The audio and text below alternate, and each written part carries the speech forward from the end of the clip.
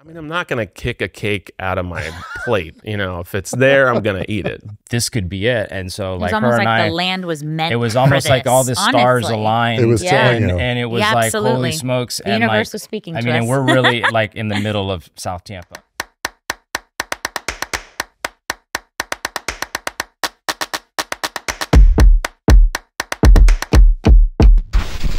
Welcome to Tampa's Table, a culinary journey. My name is Jeff Houck. I'm Vice President of Marketing for the 1905 family of restaurants. Today we're talking agriculture, and my first guest is Nick Wishnatzki. Welcome. Oh, thanks for having me. Wish Farms out in Plant City. Plant City. Massive grower of all things berry. That's correct. Yes, we are based in Plant City, and we've been around for over 100 years now. So tell me the origin story. I know that goes back 4 generations. Yes. Your great-great-grandfather first came over from Russia. Is that correct? Yes, it's actually my great-grandfather. Oh, I'm sorry. So no, that's fine. He immigrated here. He came to America in 1904 and arrived in Manhattan and started selling fruits and vegetables from pushcart, amongst other things. I believe he sold fish and all kinds of things. And that was kind of the way that immigrants made their living back then. And he built that up into a fleet of push carts, and he met up with a peddler named Daniel Nathel, and they started a wholesale business together in the old Washington Market in Lower Manhattan in 1922. And eventually he came to Florida to be closer to the strawberry crop that he was purchasing from the farmers down here in Florida. And he would ship those up on the rail car up to the northern markets to all his customers. And so he came down here in I believe it was the early 30s, and he made Lakeland and the Bay Area his permanent home in 1937. Awesome. So yeah, the thing about that story that got me when I read it there's a new book, the Wish Farms book that's out that tells the whole story. It's a wonderful book. I like the fact that these are not exactly, we're not dealing with avocados here. This is not grapefruit or hard citrus. This is a very delicate very product, very perishable. So it's got to get to wherever it's going. And thinking about doing that by train as opposed to, say, truck is a big bet. It's wild how much the industry has changed over the years, thankfully. The refrigeration needed to keep these berries fresh, and to think that they were being shipped on rail cars and they would use, ice and different things like that to transport it. It's just amazing that they had to get to where they were going as soon as possible. What is it about the soil and the conditions here that make it, ripe for growing berries, especially strawberries? Plant City really does have an amazing richness in the soil. And not being a scientist, I don't know exactly why, but I mean, I could posit that, it has to do with the climate of this area, and especially in the winter time. It's just a perfect time of year for strawberries to be grown in this area. And farmers have really relied on that richness in the soil to really improve the crop. And just enough rain, just enough sunshine, just enough temperature. Everything is, and the soil is right, sandiness and whatnot. And the strawberry growing season goes from when to when? We like to say it goes from Thanksgiving to Easter. So it's around November is when we start seeing the first trucks coming in with the berries. We start planting a little before that around September. To get the plants going, and then we don't start to see major volume until December, and then January and February is February, March is when you start to see the peak. Sure. There are different little peaks within those, but and we can go as long as the weather kind of holds out. We're very much beholden to Mother Nature. Right. We can go all the way past Easter sometimes in some seasons. Well, you got to wait for hurricane season to be over. Yes. And then you got to get the fields ready. I know the summertime's kind of not necessarily a dead season, but it's just a preparation for the season. True. Yeah. It is. The ground is pretty, it's fallow at that point. So, we plant cover crops and different things like that to keep the nutrients in the soil. And then we till that into the soil once we're ready to start preparing the fields. So I grew up in this area, in St. Pete specifically, and whenever we would go to Orlando, to go to one of the parks or something, I would drive by drive through Plant City, and just seeing the strawberry rows, to me, it's like the circle of life. You know, you start to see a rhythm to it when you start to see the long black columns of vinyl being laid out, and then after a while, you start to see the plants come up out of the ground and the berries and everything. It tells you where you live. Right. You know? And there's something about strawberries that tells me that this is home, you know, and I think a lot of people have an emotional reaction to it. What do you see? Well, I see beautiful rows of strawberries, and it's very serene. It's very peaceful. It's honestly, being in this industry, it's a very rewarding industry to be in, because we're part of the fabric of the community. We're growing berries that people get to eat and enjoy with their families, and it really is kind of a full circle thing, because, you know, our family is bringing berries to your family, and it's a very sacred thing. And the thing in the book that I found fascinating, and I didn't realize this, is that you talk about family and family growing. There was a period of time where the kids went to school in the summer, right, so that they could help pick and do the farming in the wintertime. Yes. So they went to summer strawberry school. Yes, this is many years ago, before child labor laws. Yes, well. Which we all approve of. Absolutely. But it was just a different time. Actually, the size of your farm was dictated by the size of your family, because your children were your pickers. So, you know, you had small growers, 1 and 2, maybe 3 acres, and there were thousands of these growers back then.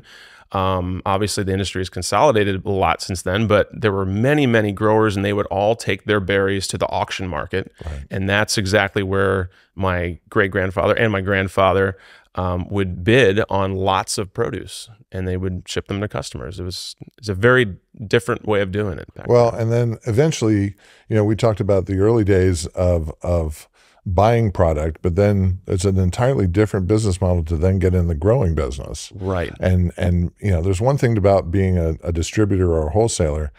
Running a farm is hard. You got skin in the game. Yeah. And it's very hard. Farming was always difficult, and it continues to be. But you know, many years before, we were basically brokers and wholesalers, but we realized as we, you know, got into the 80s that we needed to have more surety of supply, and that's kind of why my dad decided to start our own farming operation. It's like every generation took a big bet. Yep. You know, absolutely. And there was another great story that I think it predates your dad, but when the truckers went on strike at one point, and that was his first week. His first week. First week. Yeah, and they had a hard time figuring out how to get the berries from, you know, the distributor to the people who would buy them up north and around the country. The solution, I thought, was ingenious. My grandfather came up with the idea. My grandfather Joe, called him Strawberry Joe. He wanted to sell berries to the public. You know, open it up, like get the press out here, tell them what we're dealing with, and, you know, put the word out that we're frantically trying to sell berries. And there was a headline, it was kind of funny, and this is I think one of the stories in the book, frantic farmers trying to sell berries. And this little old lady comes up to my dad. My dad was kind of handling the cash box and doing the sales. And she said, "Excuse me, son, where can I find Frantic Farmers?" She's thinking it was a company name. That was the brand. I mean, it really could have stuck, actually. But no, he said, "No, that's us. We're the Frantic Farmers." And they unloaded a lot. I mean, that was the great thing, is that idea like kept you afloat. It did. It did help. It definitely bridged the gap. And I thought about you recently with the news of possibly a trucker strike. I'm like, everything old is new again. What's going to happen, you know? But, you know, it's just you have to be that inventive to stay in business sometimes. So, yeah, the business builds, you buy land, you start farming. How did it grow? What were the factors that grew the business? Was it international growth, or? Honestly, a lot of it had to do with a couple of things.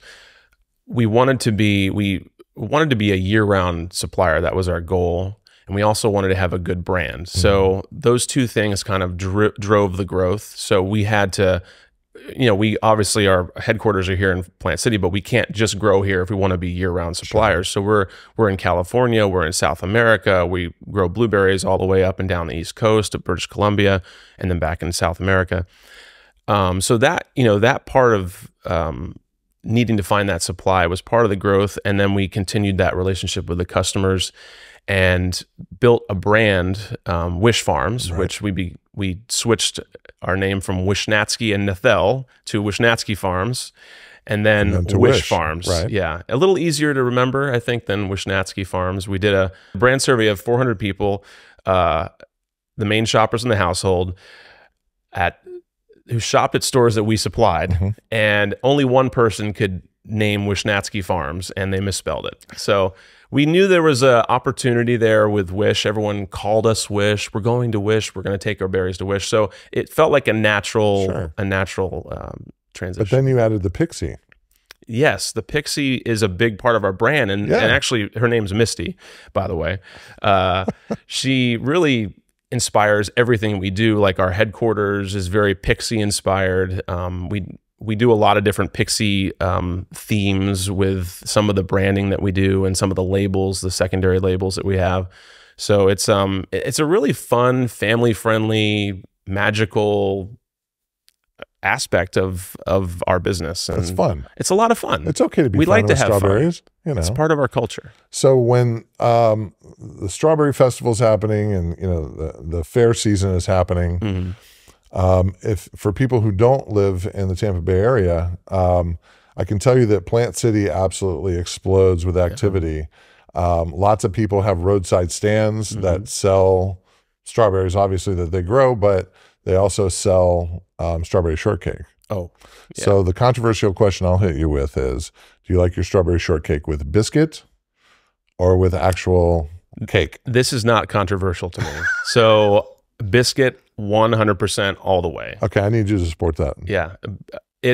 There's a crispiness to the outside, and then you thought about it needs to be awesome. I think about this a little more than I should, Jeff. It's kind of scary. It has to be a warm biscuit. Okay.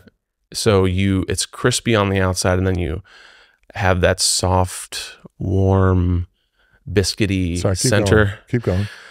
Excuse me. And you have to have fresh whipped cream with the fresh berries. It needs to be fluffy whipped cream. It needs to be like a contrast between the syrupy and the sweet, and the fresh with the berries and the cake. It's a very sacred thing. Biscuit. I'm a biscuit man myself. I'm glad to hear very it. Southern. Yeah. But it also feels like it's there. It can support. It's not a sponge like the cake is. Exactly. The cake is the easy way out. The biscuit is the real deal. I mean, I'm not going to kick a cake out of my plate. If it's there, I'm going to eat it. But if I have the choice, I go biscuit. And if you've ever been to the Strawberry Festival, there are some really high-tech methods for delivering whipped cream. I mean, they look almost like you're like spackling a car in like a paint job kind of thing. Hydraulic, comes out and everything. Yeah. Do you have another way that you enjoy strawberries? Oh man. Besides the natural, pick them out of the field, honestly, I like smoothies a lot. So I make a morning smoothie, and that just gets my day going, because it's just pure deliciousness. Do you have a first strawberry memory?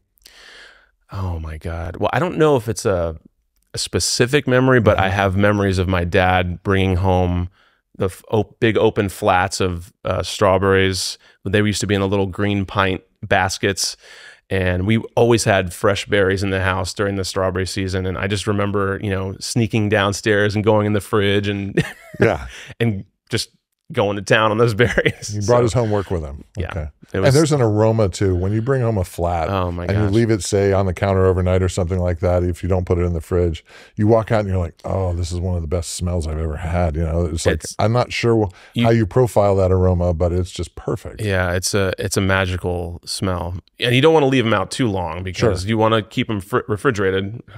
I try to get that out there all the time to all of our consumers. It's very important to keep berries refrigerated all the time. But when you're about to enjoy them, take them out, let them sit out for 30 minutes to an hour. Right. and then you'll start getting that smell going. And I make preserves with them, so I mean, I can't get enough of them. So what does the future look like for the farm and also the strawberry industry? Because I know you do blueberries and you do other berries, blackberries. I learned from your book that blackberries are not a berry; they're a group of berries that happen to clump together. Yes, you schooled me. And they're red before they turn black. So it's kind of cool to go through a field and see all this sea of red, and then you see some black, and then it's like it starts to come alive. Yeah, it's pretty awesome. So the future looks like what? Well, the future is bright. You know, we have a lot of challenges in our industry. You know, we're always facing something.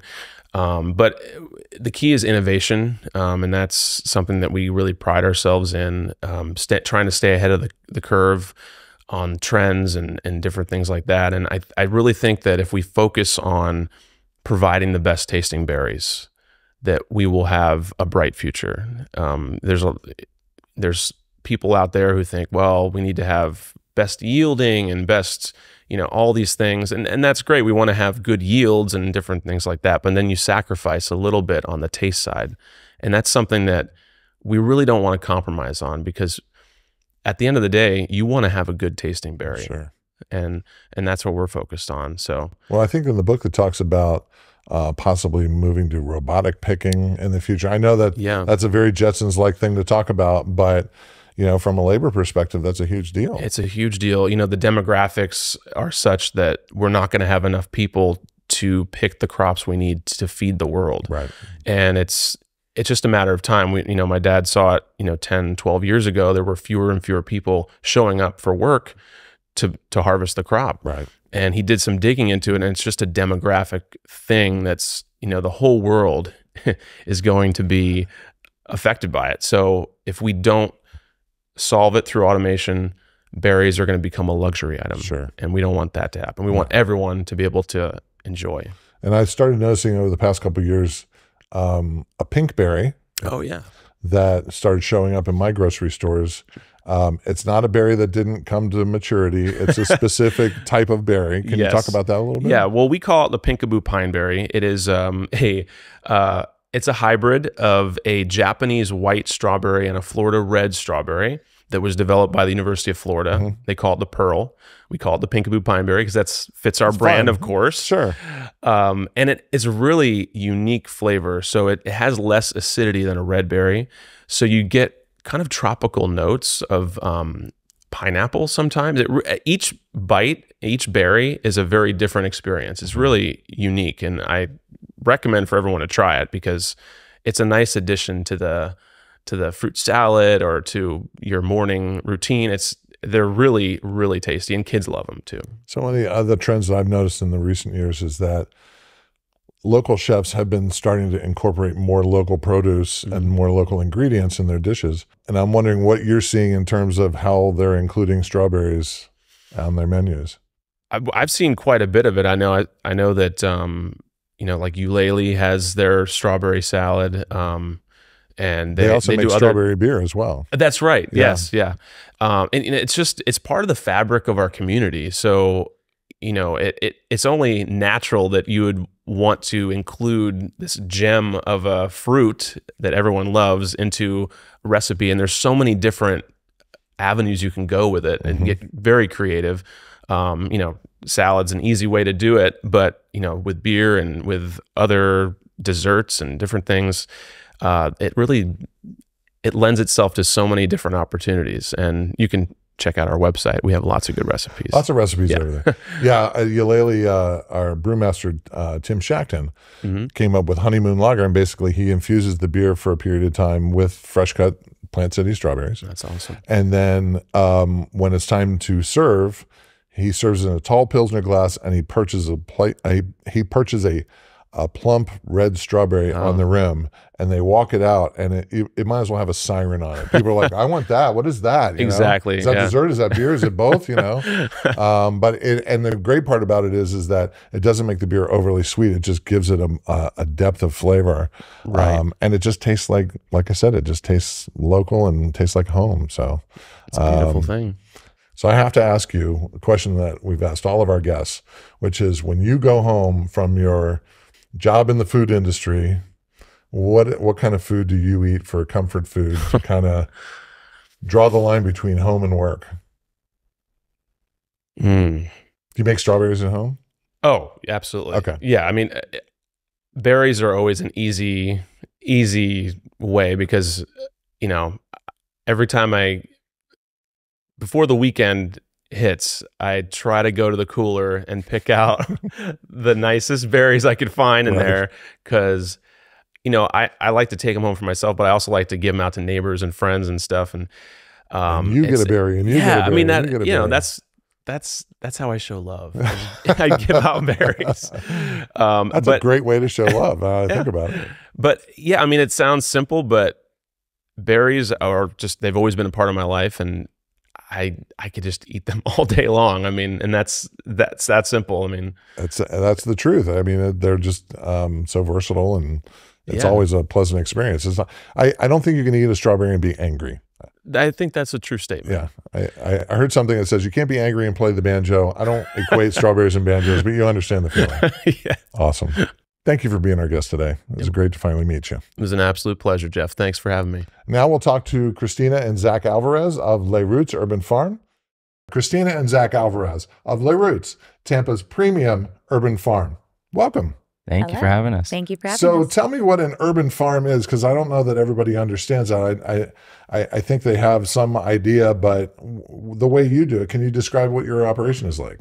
Absolutely. Want to take this seat? Yeah, so urban farm to us is putting a really high quality commercial farm in the middle of a really dense, populous area. And so Tampa, we feel, was, you know, something that could use a farm in the middle of a city that could provide jobs to the local community and also local sustainability for, you know, lettuce, herbs, and different things that a lot of the stuff comes imported. So we wanted to try to correct, you know, bringing more of a local sustainability. And so urban farming was kind of where we landed with. And the urban comes from us growing hydroponically. Okay. So we grow in these vertical towers, and we're able to grow 3 times faster than your normal in-soil farming. So that's also part of the appeal of the whole urban farm. I was going to ask you about how it is you actually produce, because from what I understand, it's more sustainable and it also has a higher yield. Is that correct? Yes. What makes that so productive? So we did a lot of research when we started wanting to do the farm and create, you know, our brand. And so we landed on aeroponic towers. So what we found with aeroponic towers is that, as you mentioned, faster yields, and it's way more affordable to run. So aeroponic being O2 and water at the same time is what creates that lush, fast yield on the product, which, you know, in an urban area, you need to be able to pump out volume at quality. And so And quickly. And quickly. Speed is also a factor. Very much so. So what kind of crops are you growing? So currently we're growing a variety of greens and herbs. So we've got bib lettuce, we've got little gem lettuce, we've got kale, we've got romaine. We have different variations of romaine. We're going to make in-house mixes, especially once we start selling to the public. We've got variety of herbs. We've got parsley, we've got cilantro. Basil has been a big hit. Our basil is so lush and beautiful. And then we're going to be trialing some other herbs and stuff. We actually have one of our first clients we're very excited about. They wanted to start trialing some purple basil. They're a high-end restaurant. I'm sure you guys are probably familiar. They are Roca. We absolutely love them. We're big fans of the restaurant. So now working with them has been super fun and such a great opportunity. And so they wanted to start they wanted to have us start trialing some purple basil, excuse me. So it's gone really, really well. And we'll be posting some of those photos on our social media because it's so vibrant beautiful. And just purple and beautiful. So it's funny because we had another chef come in a couple months ago and he gave us the title Concierge Farmers. And I like that much better. Yes, we got to give a shout out to Chef Farrell for that. Chef Farrell from Rooster. Yeah, he's the one that came in. He was like, he brought like 15 of his like whole staff, front, back of house, we invited them. Like a field trip. And they did a field trip at our facility. And he was like, you guys are doing concierge farming. And we're like, we love that. That's awesome. Yeah. And he was like, you guys can run with that. Because we were like, what? That's like perfectly said. Because that's essentially what that would be my first tattoo if I were in your business. Right? I'm a concierge farmer. Like right across my chest. Like Thug Life, yeah. No, and we have Chef Bryce from Roca as a guest on our show, and also Chef Farrell Alvarez as well. So, you know, when I was covering food for the Tampa Tribune, I guess it was about 10 years ago, was really when the farms started connecting to the restaurants. And it was more of a distribution issue. You had a lot of farms down in Mayaca and down in Sarasota, Manatee area. They were producing great things, but they were doing it industrially to send it other places. Mm. The idea of you being right in the middle of all the restaurants that are in Tampa, first of all, it makes it convenient, but what you're describing is what I saw, which is once they finally started connecting the dots, you had chefs coming to growers and saying, I would really love to have purple basil. I would really love to have this or that, so I can have a little bit of distinction on the plate. I'm thrilled to hear that they're coming to you, because that means that they're paying so much attention to detail that they want to have that signature on from what you do. And so for people who, you talked about vertical farming, I'm going to try and describe it in a rudimentary way, and you can correct me if I'm wrong. So there's a long pole, that's a start, help with the vertical. And then there are these white pots that are spaced out from each other, and they all have like little 4 corners of nodules in them. That's right. And then they kind of are alternated so that they flow, the water flows from one to another so that the water gets to each of the pots but isn't wasted. Yeah. And there are drip lines that kind of run to it that irrigate it and things. What have I missed in the description? Yeah, no, Correct. that's very good description. Okay. Yeah, that's pretty spot on. Okay. So, you know, what we tried to focus on was trying to use as much Mother Nature and not try to use as much power, really looking at the eco side of everything. So like our facility, all our towers, as you explained, they have reservoir pots with water on them. They pump water to the top of the tower. It drips down. That watering cycle happens periodically throughout the day.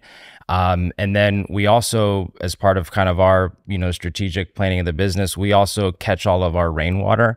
So all of our rainwater we catch in our gutters. We route it to a big pump in the back of the building, and we use that water and circulating it through our water wall, which keeps our cooling of our plants. And then the water in the pots of our growing towers lasts for about 3 to 6 months, depending on, you know, what you're growing, how dirty it gets. But everything is recycled water. And I mean, our water bill is, you know, super low at what we think to what we hear, you know, other farms are, you know, getting in usage and electricity. We run our whole greenhouse off of single phase power, which is what a house uses. So, and we're 4,000 square feet. So farming's not hard enough. You're doing like 3-dimensional chess here, but it sounds like it's the natural way to go. You know, most of the vertical farming that I've seen or I've witnessed has all been outdoors, where there's so much evaporation. You're doing it indoors. I imagine that's a huge, huge advantage for you. Yeah, no lights either. So we're in a greenhouse, commercial greenhouse building, Mother Nature light. So we're like, we always say we're like 90% Mother Nature. We're exploring the idea of solar panels to get like totally sustainable on you know, Mother Nature. But for right now, you know, you kind of need the electrical grid, and you know, you know, the natural sunlight here in Florida is awesome. So the name of your company is Les Roots. Yeah. Speaking of roots, you're both from Tampa. Yes.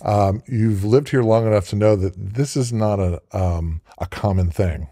No. What, I mean, you have a culinary background, you've been in business. What brought you to farming? Because farming is hard. It is hard. Certainly. It is hard.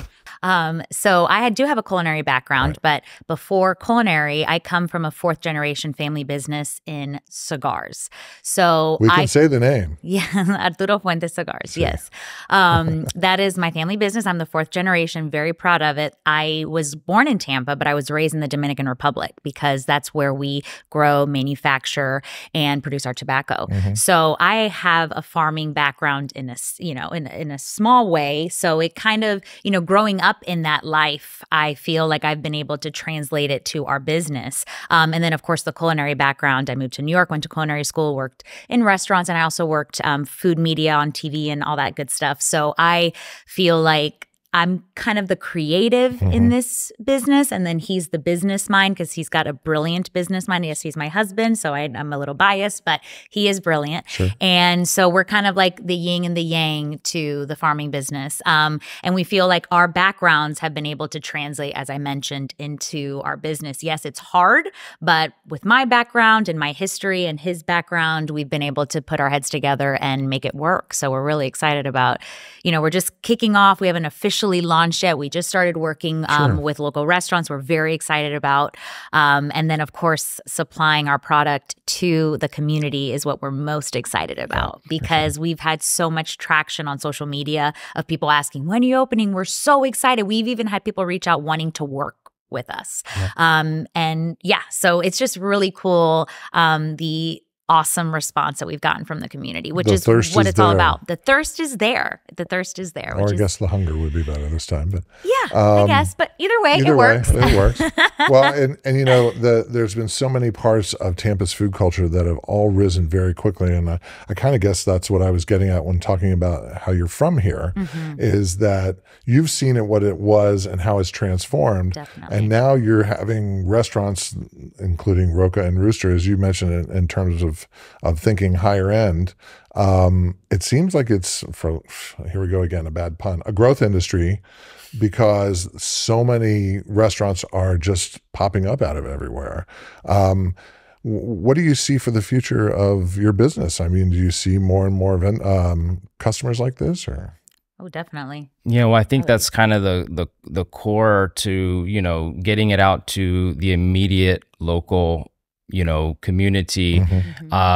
We are targeting premium groups. We want to be the premium provider in the marketplace. We do not look at ourselves as another run in the produce business. We are looking for that premium brand. As her family's been in the premium cigar business, we have over 100 years of business success in her family to look at and gear us to the future of how you create a company for over 100 years. And so that's what we're looking to do. And as far as, the future of Les Roots, we want to continue to expand in our premium restaurant space. We also really are eager to get out to the public, direct to the consumer. At our farm right next door, we have a market where we'll be selling everything to, the local public. And then, from there, we've had a lot of different directions, volume opportunities, to really get out to the masses fast, that we're starting to explore, and then potentially start expanding this in every hot urban city that needs this, which every hot city does need. And create that urban farm that's supplying the immediate, surroundings and the immediate consumer, and start bringing more jobs to, the U.S. Our main thing is always remaining true to what our motto is: quality over quantity. Yep. So that's something that I learned through my family over 100 years in business. They've always remained true to that, where quality never suffers. We can grow exponentially, which they have, and I'm so grateful to be a part of my family's business. But one thing that I do admire is they never sacrifice quality. Quality has always remained at the forefront of their minds. Sure. So as we grow and expand, he has such a vision for our business, but I'm always saying, like, we got to stay true to which he's on board with, of course, but quality over quantity. As long as the quality remains the same and we always stay true to that, sky's the limit. That's been a recurring theme in these podcasts, which Quality. is you can grow as much as you want, but if it's garbage, nobody's going to buy it. Exactly. What have you achieved?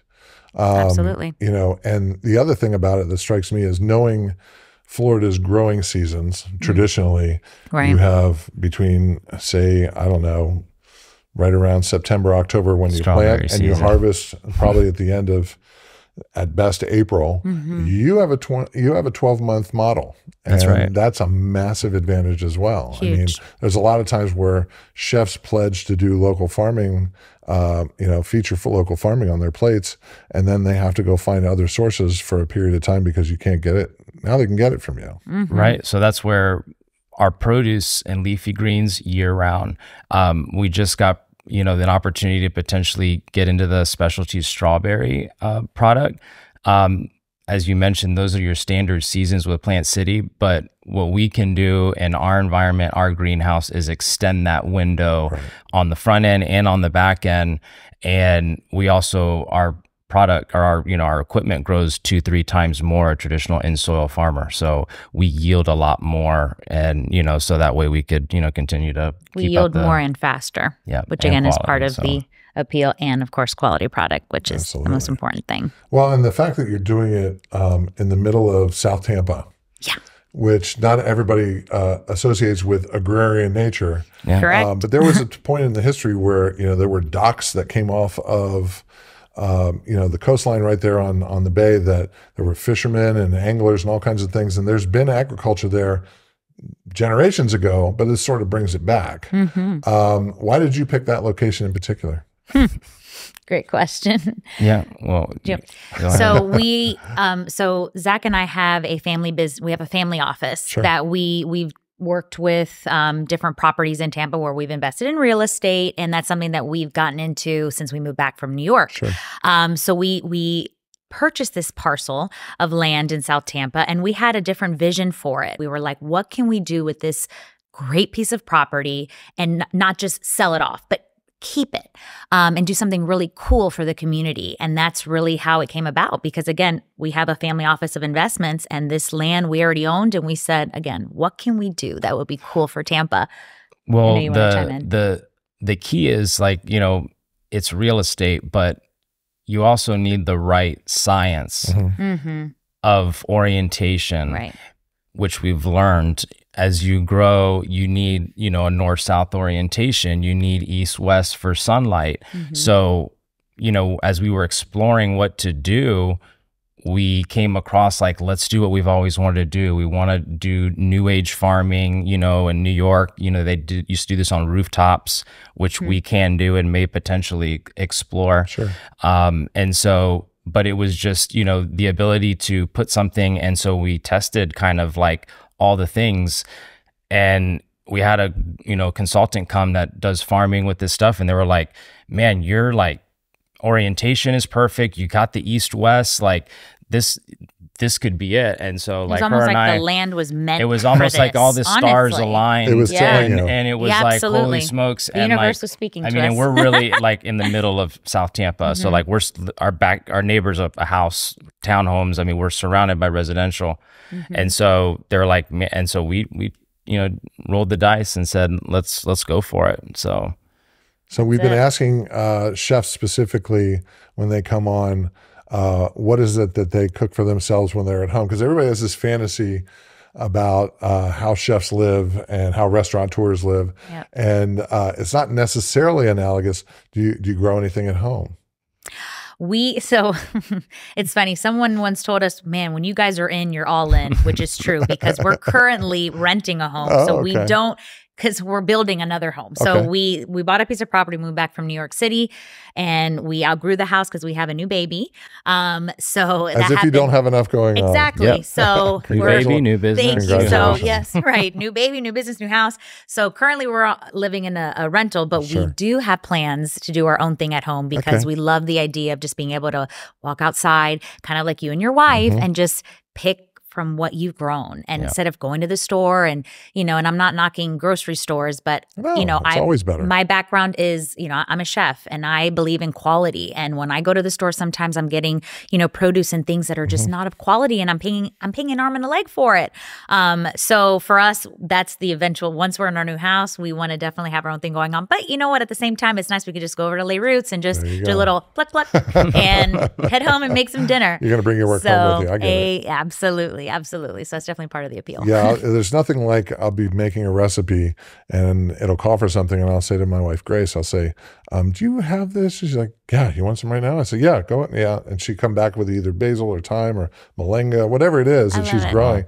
And it just makes food taste better. Speaking of flavors, do you have a favorite Tampa flavor? Oh, man, that is... isn't cigars. Love, I gotta say. Okay. I caught you there. Yeah, you did. Okay. That would have been... It's a food podcast, not a cigar podcast. You're right. I mean, we do like the good things in life. We always say, lo bueno. Her grandfather used to say, what's good is good. We love everything that's good.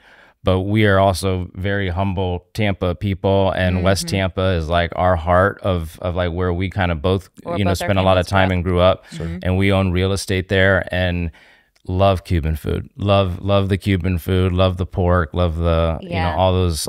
I was going to say a good pork sandwich. Yeah, with sauteed onions and melted cheese, some mojo. Pork. Yeah, I was going to say mojo pork, but I was like, man, is that so like cliche? But it's true. It's not a cliche if it's right. It's so true. Oh, yeah. That is like one of my weaknesses is a good mojo pork. We actually just had my son's first birthday party, and our family, my husband's side of the family is in the catering business, catering by the family, and we obviously want to support them. So I said, Theo Steve, can you please do your mojo pork? That's all I want, and everything else can go around the mojo pork, but we got to have your mojo pork. So I guess that would be my mojo. Baby's first mojo. I love it. Exactly. So I would say that's probably oh God! Actually, That's exactly what happened. That's actually exactly what happened. He had a cigar. The cellophane was on, but he had a cigar. He was holding a cigar in the photo, and he put the cigar in his mouth. And I was like, okay, he's starting young, real young. If you tell me that the baby's name is Opus X, then we have a problem. But no, that's not true. No. So obviously, the future is you have Les Roots takes hold, and maybe you expand a little bit. What do you see for the culinary future of Tampa? I see Tampa. I mean, Tampa has grown exponentially, period. But the restaurant scene, the food scene is something to be. I'm so proud of my hometown. Again, coming from a city like New York, living there for years, we were in the mecca of food. True. And it was, I remember when we first moved back, I was a little bit depressed because I said, man, I'm going to miss just walking outside and saying, you know what, let's just not let's just walk in someplace, and majority of the time, I mean 99% of the time, you had a great meal. So I remember feeling a little bit like, coming back to Tampa, like where are these good restaurants? Right. And within the last, I mean, we've been back for about 5 years. I mean, it's unbelievable within the how last Tampa 5 has years, grown. Last time we put out the Tampa's Table Cookbook was 5 years ago. And one of the reasons that we're doing another version of it, another edition of it, is because so much has changed. So many restaurants. Yeah. And there's so many restaurants that can, provide, great recipes to the cookbook. I mean, there's so much more variety now. So I think Tampa's only going to, the trajectory is only up for Tampa. And, we've got Water Street. I mean, all the restaurants down there, it's unbelievable. Yeah, and then now the Michelin star is in Tampa. Hello, thank you, Visit Tampa. Think about providing vegetation for a Michelin-starred restaurant. I mean, that's what you're going to be doing for Roca. That's what we're doing, and we're so proud of that. That's a big thing to be able to claim. Well, another good thing too that we've been exploring. One of our good friends runs the Florida Aquarium, and we're actually in conversations right now about actually feeding all of the animals. So. We're like in the talks of like talking about like how we could structure something cool that's like Michelin star lettuce gets fed to the turtles, which is a reality. Like that's probably going to happen by next month. So we're excited because we're not just like, we're trying to make an impact. We want to make an impact, with what our business. It's not just about a sale, worrying about that good will come when you do good. Sure. And that's something that we've learned from her family. I mean, you just keep your head down, focus, and really try to help not only other businesses, people, but the community. I mean, and like to be able to feed the animals is something we never thought of. And like, that's going to be a reality, very soon. So we're super excited about all the future that has to happen in Tampa. And on our website, we say like, we're all in this together, and in a world where things sometimes feel so divided, for us, we really love the idea of bringing our community, even again on a small scale now, and then one day, maybe grow,